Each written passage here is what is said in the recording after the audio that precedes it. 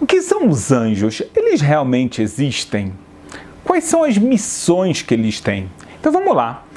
Muita gente pensa que os anjos, eles são invenções, algo completamente que o ser humano quis inventar, e aí desenham as asinhas e ficam rindo. Na verdade, o Tanar, a Torá, os profetas estão cheios de passagens com anjos. Por exemplo, nós lembramos que Deus mandou anjos até o patriarca Avraham para avisar a ele de que ele teria finalmente um filho com a sua esposa Sará. Curiosamente, esses mesmos anjos foram os anjos que foram enviados por Deus a Sodoma, para o sobrinho de Avraham, Lot, que lá morava, para alertá-lo de que Sodoma e as 4 cidades vizinhas, não só Gomorra, eram 4 cidades além de Sodoma, iam ser destruídas, e eles foram lá para salvá-lo, e assim o fizeram. É interessante se a gente pensa também com Yaakov, o nosso terceiro patriarca. O que acontece com Yaakov? Yaakov, ele está saindo da diáspora, ele está saindo da casa de Lavan, em português Labão, né, o sogro dele, e ele está voltando para a terra de Israel. Só que ele esquece algumas coisas, ele torna a voltar para a casa de Lavan, e no meio do caminho, quem encontra ele? O anjo de Esav. Não Esav, não Esaú, o anjo dele. E eles travam uma batalha. Será que essa batalha realmente é uma batalha completamente física ou, na verdade, é um embate espiritual? Um outro caso que a gente pode lembrar, Sansão.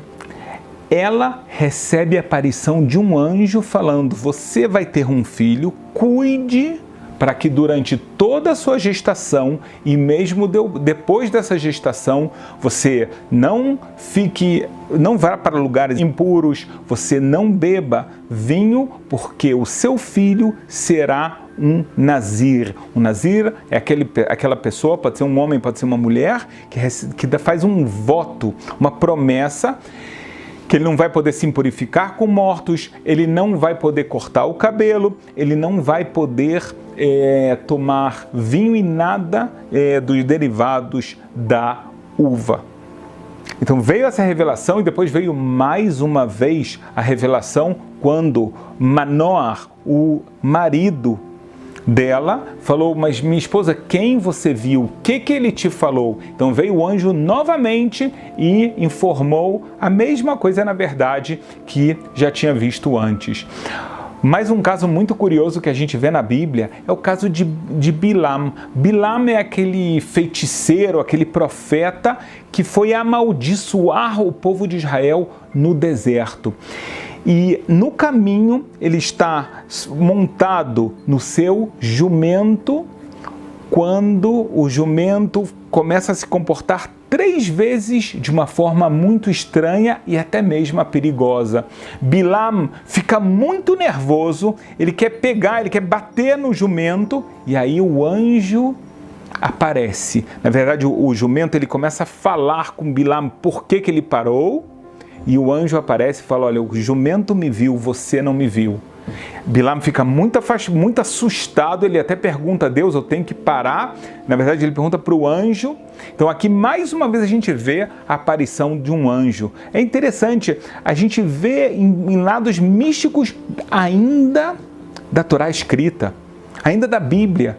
Por exemplo, na descrição da carruagem divina, lá aparece a descrição de anjos que têm asas, e daqui vem toda essa imaginação de se pintar anjos com tantas asas, ou seja, parece um ser humano, mas ele tem asas e assim ele vai voar.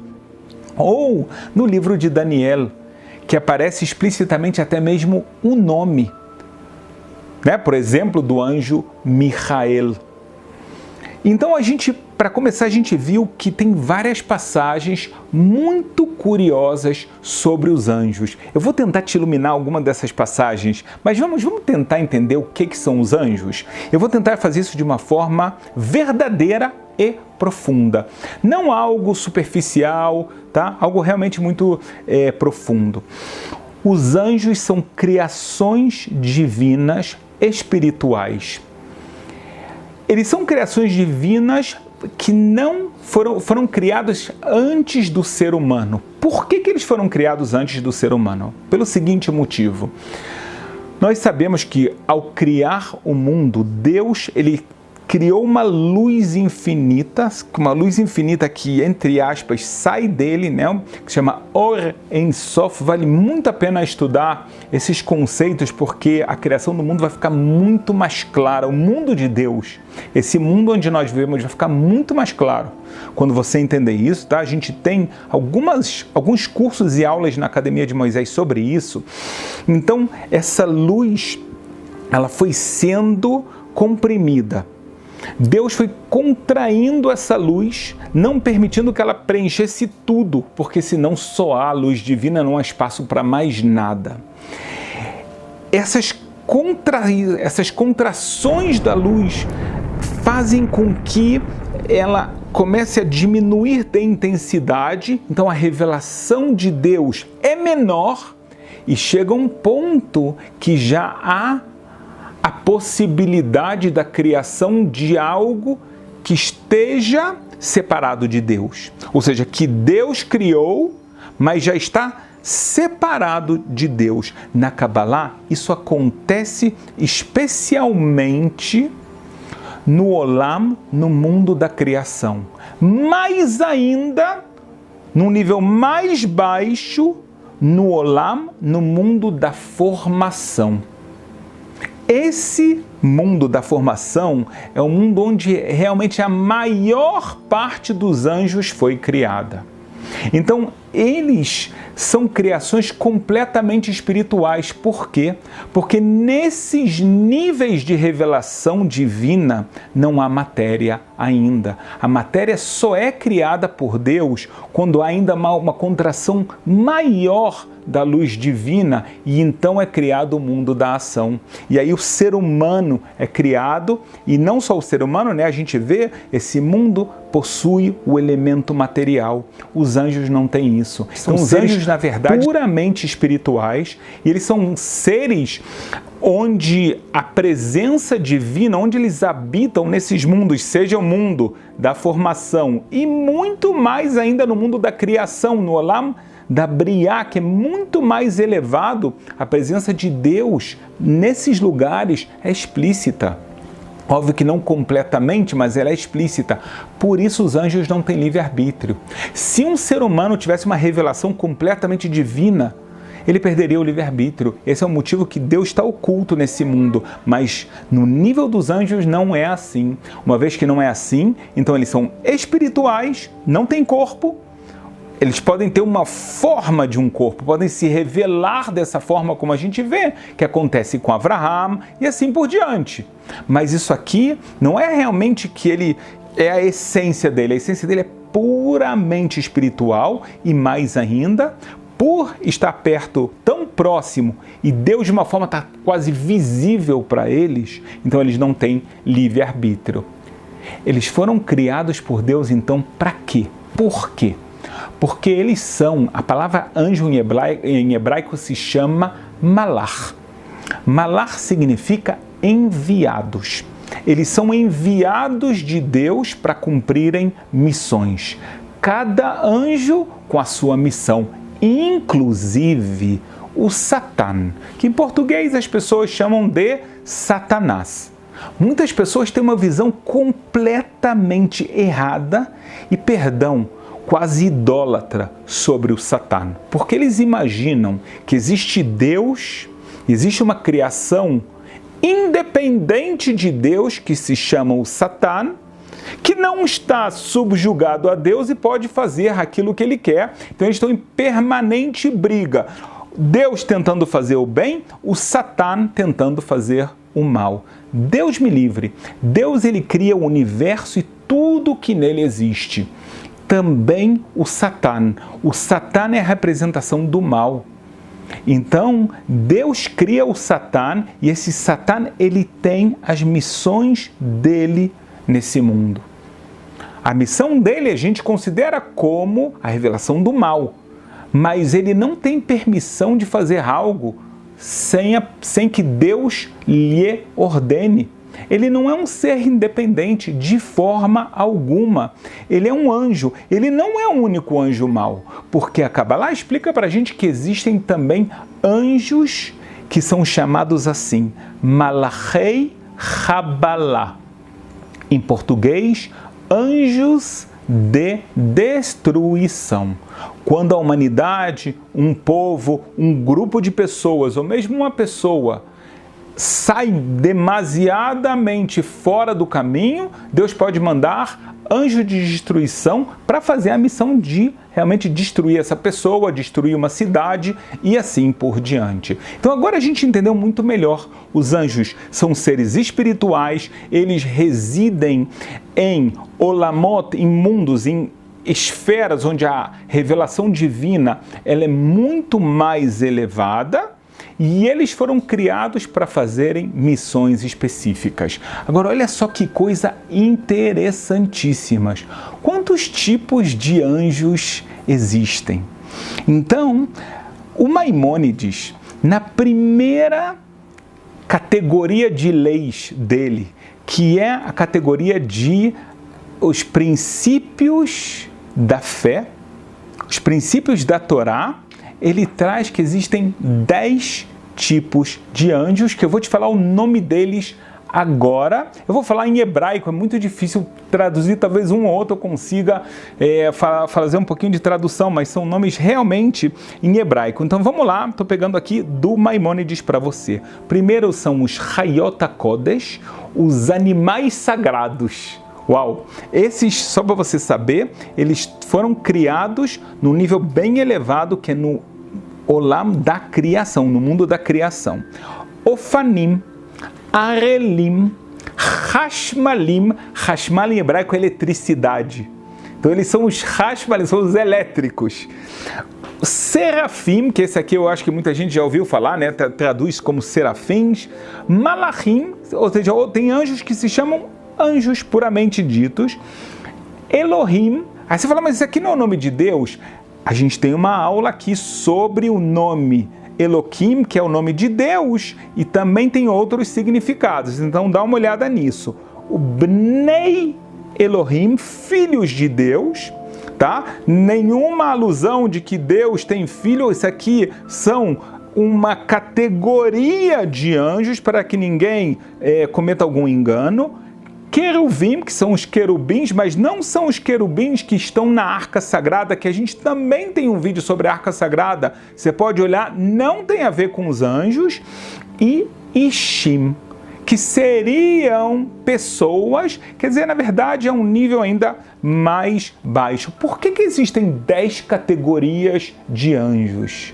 Porque você que já estudou, você sabe que existem, na verdade, 10 sefirot, 10 atributos divinos que Deus, através desses atributos, governa o mundo.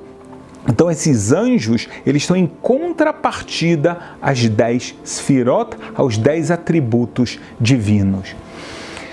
Interessante que às vezes os anjos, eles veem as pessoas e não são vistos, como nós vimos no caso de Bilam. O jumento dele viu, Bilam não viu. Outra coisa muito interessante é o nome deles. Não o nome que eu falei agora, não o nome geral, nem o nome de Michael e Gabriel, que se Deus quiser alguma hora a gente vai tentar explicar para você em outro vídeo. Mas o que eu quero falar, qual o nome específico de cada um dos anjos? Então, olha só que coisa interessante. Por exemplo, na passagem que Yaakov luta contra o anjo de Esav. Quando termina a luta, Yaakov, ele ganha do anjo, ele aprisiona, né? Ele segura o anjo com todas as suas forças. E o que ele faz? Ele faz duas coisas. A primeira é, qual o seu nome? E o anjo fala por que você está perguntando? Por que você está perguntando o meu nome? E na verdade, Jacó também tinha pedido para ele abençoá-lo. Uau, pedir para um anjo te abençoar, um anjo que tentou te destruir? Sim, aqui tem um grande segredo. Um grande segredo de Cabalá. Por que ele não respondeu o nome dele? Muitos sábios cabalistas trazem que a resposta, na verdade, ele respondeu. O nome dele é não faça perguntas. Por que você está perguntando meu nome? Porque você quer conhecer a minha essência. Por um lado, o nome significa a essência do anjo é a missão que Deus dá para ele. Nesse caso, a gente sabe que era o anjo de Esav, o anjo de Esaú. Ele tem uma conotação muito negativa. Então ele fala, o meu nome é não faça perguntas, não estude, não se aprofunde. Por quê? A minha força vem da ignorância das pessoas. Enquanto as pessoas forem ignorantes sobre a Torá, sobre Deus, sobre o significado da vida, eu tenho força. Mas quando elas começam a perguntar, indagar, elas vão acabar descobrindo Deus, eu acabo me destruindo. Por isso também está escrito na Cabalá que a luta toda de Jacó, você pode ver isso também na Torá explícita, tá? Nem preciso falar de Cabalá. A luta de Jacó com o anjo foi à noite. E quando começou a amanhecer, o anjo começou a ficar fraco. Será que o sol é que fazia mal a esse anjo? Ele tinha algum problema? Não. A gente sabe que toda essa luta é uma luta espiritual. A luta espiritual é a luta de uma luz divina contra uma escuridão que é a ignorância muito grande. Então, quanto mais vai havendo luz, esse anjo vai perdendo a sua força. E é isso que ele quer falar. Enquanto a pessoa não tem conhecimento, ela vai ficar na escuridão e é essa a minha força, eu consigo controlá-la, eu consigo subjugar a pessoa. E Yaakov, ele tinha tanta luz, e esse é o motivo que ele consegue subjugar esse tipo de anjo. Isso é fantástico. Isso é uma mensagem para mim e para você. Outro lugar que a gente vê que o anjo não revela o seu nome é exatamente com a mãe de Sansão.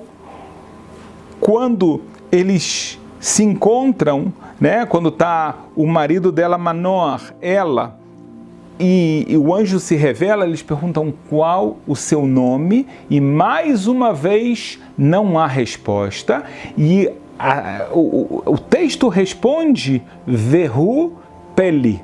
E isso é algo maravilhoso, fantástico. Essa é a tradução literal. E aqui mais uma vez vai vir uma discussão. Isso, a gente pode entender que isso que ele não revelou o nome é algo fantástico. É algo que está além da compreensão, porque o anjo está num nível além da compreensão humana. Por outro lado, a gente pode entender que esse é o nome do anjo, essa é a essência dele, é que ele veio nessa missão revelar algo fantástico. O que ele veio revelar de fantástico? Que vai nascer uma criança, e essa criança vai ter um potencial espiritual e físico além do natural. Por isso, a necessidade de um anjo para trazer essa mensagem. Deus podia ter feito de alguma coisa. A gente teve outras vezes pessoas que nasceram com muito potencial, o próprio rei Davi. A gente vê que ele ganhou a guerra contra Golias, que era muito mais forte e etc., mas nenhum anjo veio avisar o pai dele, que se chamava Ishai, olha só, você vai ter um filho fenomenal, fora do normal. Não. Por quê? Porque mesmo que o rei Davi tinha um nível espiritual que a gente nem consegue imaginar, mas ainda assim a gente vê isso como um nível humano.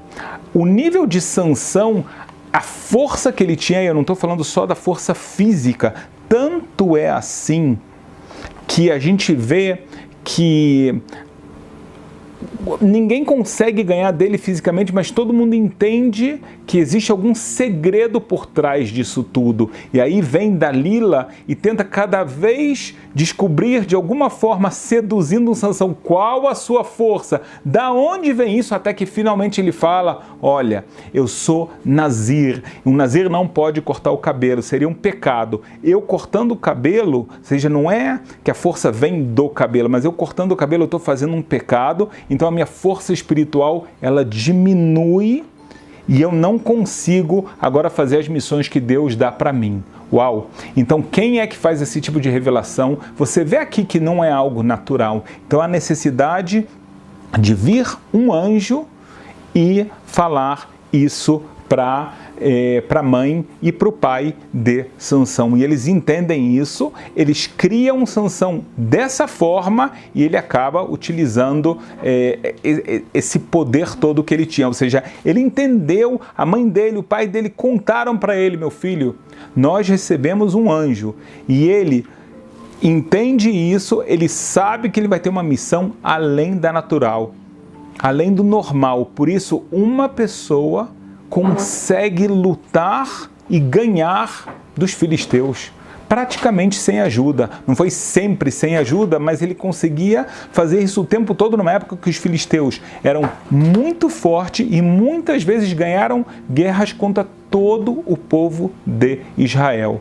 Então aqui a gente aprende, mais uma vez, a missão e a importância dos anjos. Um dos versículos muito interessantes e comentados é o seguinte. Na verdade, eu vou te começar isso com uma pergunta. Anjos da guarda. Muita gente ouve falar sobre anjos da guarda. Isso existe? Será que isso aqui é uma invenção ou existe? Porque até agora, o que nós vimos? Nós vimos anjos que vieram falar sobre Sodoma, foram visitar Avraham, luta contra Yaakov, apareceram para Daniel, mostram a carruagem divina e muito mais. Mas anjos pessoais, existe isso? Então note bem, um dos salmos que contém muitos segredos, mas realmente um dos salmos mais místicos que existem é o Salmo 91. Nesse salmo aparece o seguinte versículo: que eu te mandei anjos para te guardarem. A Kabbalah traz, baseado nesse versículo, que Deus sim manda anjos, que eles caminham junto com a pessoa, que fazem a pessoa, é que a gente percebe esses anjos, quer dizer que a gente tem algum tipo de guarda-costas. O objetivo desses anjos é guardarem a pessoa. Guardarem como?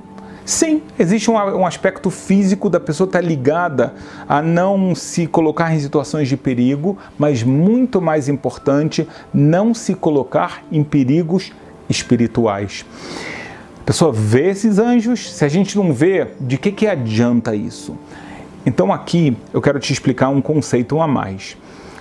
A Kabbalah explica que existem muitas forças espirituais nesse momento que a gente está agora. Todos os momentos. Existem muitos e muitos seres espirituais, até mesmo de forma mais simples, o nosso Yetzer Hará, o nosso mau instinto que quer nos fazer errar, pecar, falar mal dos outros, enfim, sair do caminho. Então esses anjos, eles são os anjos que nos trazem uma espécie de instinto de não deixar isso acontecer, de lutar contra essas forças negativas. E eles estão caminhando o tempo todo junto com a gente. E é verdade que se uma pessoa começa a cometer demasiado atos de pecados, esses anjos vão desaparecendo da vida dela, eles vão perdendo completamente a força. Por quê? Porque esses anjos são alimentados através das mitzvot, dos preceitos que você faz. Então, quando a pessoa faz um pecado, quanto mais grave o pecado, ou muitas vezes o pecado, esse anjo vai se enfraquecendo. É como você está falando: olha, eu não quero te ouvir, eu não quero te ouvir, eu não quero te ouvir. Então, ele perde essa força de tentar te influenciar e, mais uma vez, é de uma forma que não é física. É algo muito místico, é algo muito que está ligado à sua sensibilidade da sua alma. Deus faz isso para o nosso bem. Então, quando nós estamos fortes, esses anjos se tornam ainda mais fortes. Quando a gente está fraco, espiritualmente, eles vão perdendo um pouco da sua força. Eles continuam tentando influenciar a gente e a gente tem que ter essa sensibilidade espiritual de escutar a nossa alma. Então aqui a gente faz um belo resumo sobre o que são os anjos, as suas missões, onde eles residem e... Cada pessoa tem um anjo e a gente vai explicar as características, como isso funciona desde o começo até o final da vida e como isso nos beneficia e nos deixa muito mais tranquilo durante o nosso dia a dia. Parei vários pontos que a gente vai conversar hoje. O primeiro é da onde a gente vê, né, a ligação entre um anjo da guarda e uma salvação de uma pessoa. Óbvio que Deus é quem salva, mas ele tem também os seus enviados. E muitas vezes ele os envia para que haja ali uma redenção, uma salvação, que tire a pessoa de um perigo. A gente encontra isso principalmente em Bereshit, livro de Gênesis, lá capítulo 48, 15, aonde quando Yaakov vem abençoar os seus netos, filhos de Yosef, tanto Efraim como Menashe, ele abençoa eles. Lá a gente vê que ele pede a Malach Hago Elotim Mikol Ra, aquele anjo que me salvou de todo mal, que ele também salve vocês, que ele também abençoe vocês. A ideia é dizer que cada pessoa tem o seu anjo da guarda, como Yaakov tinha o dele. Ele foi salvo de tantas situações que ele passou. Ele pede para Hashem, naquele momento, através da sua bênção, que esse anjo da guarda, a influência dele, passe também de pai para filho, para o Yosef e para os seus filhos. É interessante notar que a bênção que Yaakov dá para Yosef, não agora para os netos, e sim para Yosef, é Ben Porat Yosef, Ben Porat Eliain. Que todos aqueles que são filhos de Yosef, da descendência deles, Alei Ain, estão acima dos olhos, ou seja, estão acima do mal olhado. Nessas pessoas não tem mal olhado, não tem como pegar, porque essas pessoas estão protegidas. Isso o Zohar, o livro fundamental da Kabbalah, explica que tem a ver com o anjo da guarda. A verdade é que se fôssemos mais espiritualizados, né? Se tivesse mais conexões com o espiritual através dos nossos olhos, por exemplo, já que o nosso olho é a janela da alma, tudo que a gente vê, a gente influencia aquilo que a gente vê e imediatamente se influencia. Por isso é tão importante sempre tomar cuidado para onde a gente olha.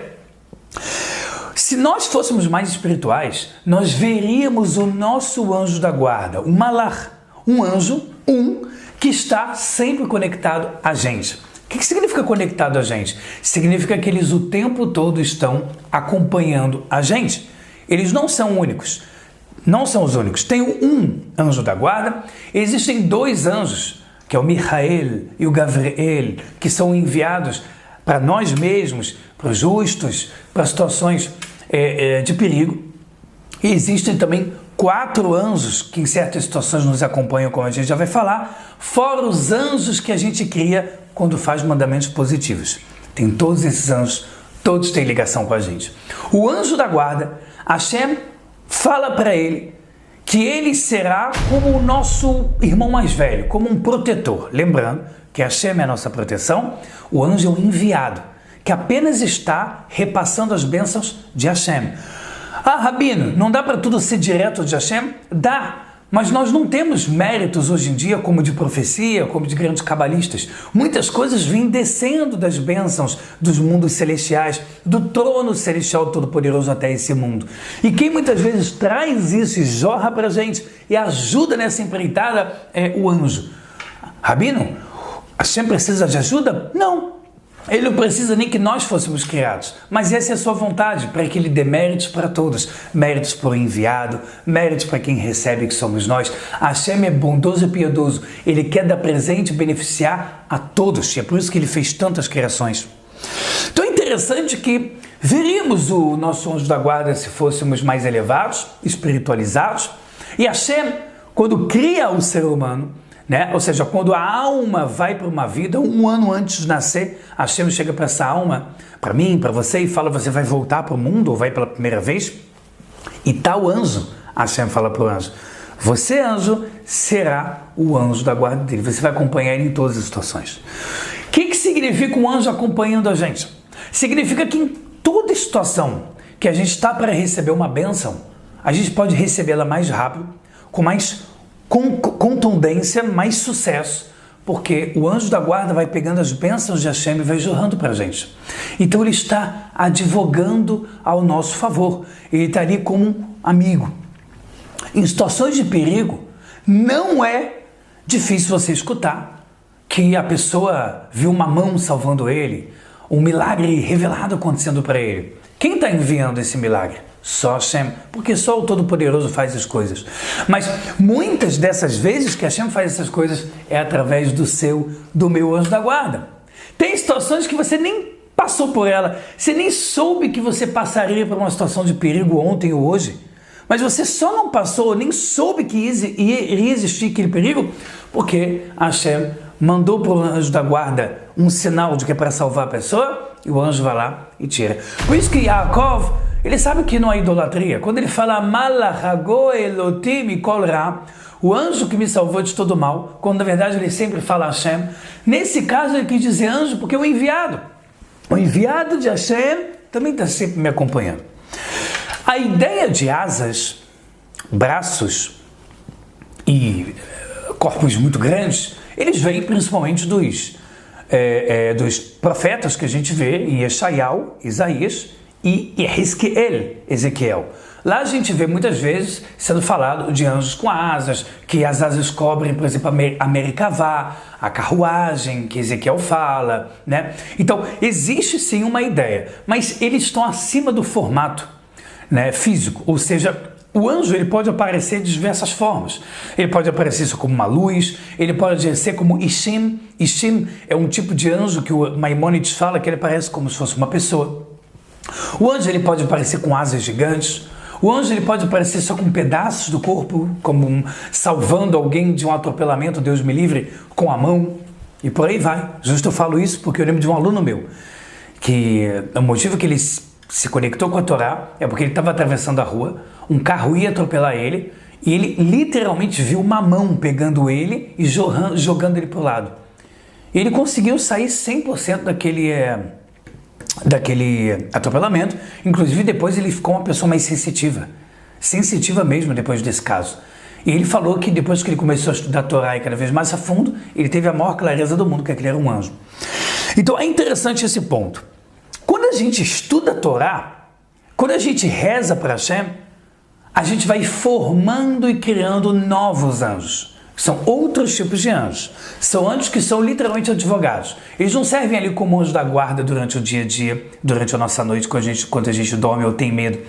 Eles vão advogando para Hashem. Como? Hashem, olha ele aqui estudando Torá. Hashem, olha ele aqui fazendo isso. Ele merece bênçãos, Hashem. Essa pessoa aqui está indo muito bem. Hashem precisa de advogados? Não precisa, mas ele criou dessa forma porque sabe que quando a gente faz pecados, a gente também está criando anjos negativos. E esses anjos negativos também estão advogando para o outro lado, dizendo, olha como é que ele faz pecados, como é que essa pessoa merece uma bênção dessa? Como é que uma boca que xingou, que falou besteira, agora está se fazendo de santo, estudando Torá? Não faz sentido, hipócrita. Hashem o tempo todo, ele está ouvindo as suas criações celestiais, as que advogam e os promotores de propósitos negativos. Então nós temos esse segundo nível de anjo que permeia a nossa vida. São anjos que a gente cria através dos méritos, estudando Torá, fazendo caridade, fazendo uma boa ação, amor ao próximo, tudo que a gente faz de bom, que a Torá nos ordena a fazer, nós estamos criando anjos positivos. Além disso, nós temos o Michael e o Gabriel, que aparecem principalmente em situações de perigo. O anjo Gabriel é o que mais aparece em situações de valentia, né? Por isso que o nome Gabriel significa Gvurá, força, severidade, justiça. Então, muitas situações que vem um anjo para salvar a vida da pessoa que Hashem o envia é o anjo Gabriel. Mas nós temos 4 anjos que nos envolvem. E, obviamente, eu quero contar uma história para vocês hoje, né? Se a gente pega os 4 anjos, nós temos Uriel, nós temos Rafael, nós temos o Michael, Na ordem nós temos Uriel, Gavriel, Michael e Rafael. Nós temos esses 4 anjos que envolvem a pessoa em situações principalmente de perigo. Ou seja, não são anjos que o tempo todo estão nos acompanhando, mas em certas situações que a gente passa de perigo, eles aparecem. E eu quero contar uma história bomba para vocês de uma menina do Brasil. Uma menina do Brasil, do Rio de Janeiro, judia, que foi viajar. Essa história já deve ter, sei lá, 20 anos, por aí. Foi para Israel. Ela ficou em Jerusalém numa midrashá, local de estudo judaico para meninas. Um certo momento, ela está passeando na rua à noite e ela não está sabendo que um árabe estuprador estava sendo buscado, estava sendo procurado. Aqui o intuito não é falar que todo árabe é isso, nem um pouco, mas era o caso que ocorria ali. E esse árabe estuprador estava sendo procurado pela polícia. Já tinha alguns casos que ele tinha feito ali de maldade e a polícia estava atrás. Essa menina judia do Rio de Janeiro que estava passeando em Israel e estava em Jerusalém, numa casa de estudos judaicos, não sabia disso, estava passeando. Até que viu um camburão do exército. Abre a porta e fala para a menina, tá tudo bem com você? Para essa menina do Rio. Ela fala, sim, tá tudo bem. Ah, tá bom. Então, é bom você ir para casa. Ela, ok. Ela não estava entendendo por quê. Israel é tão seguro, Jerusalém mais ainda, por que eu tenho que estar preocupada? Mas ela ficou meio apreensiva. E ela começa a andar um pouco mais direcionada, não para passear, mas para voltar para casa. No caso, a midrashá. Quando ela está voltando para casa, ela começa a ouvir um passo de alguém na mesma calçada na direção dela. Ela começa a ficar com muito medo e ela começa a apertar o passo, como a gente fala, e mais rápido. E esse passo começa a ir mais rápido. Ela começa a ter muito medo e não sabe se olha para trás ou não. Você começa a correr realmente, porque aí já sairia da naturalidade, que ele poderia correr também. Vem todos os medos. E ela começa a rezar. Ela começa a rezar o pouco que ela sabe, que é a primeira parte do Shema Israel.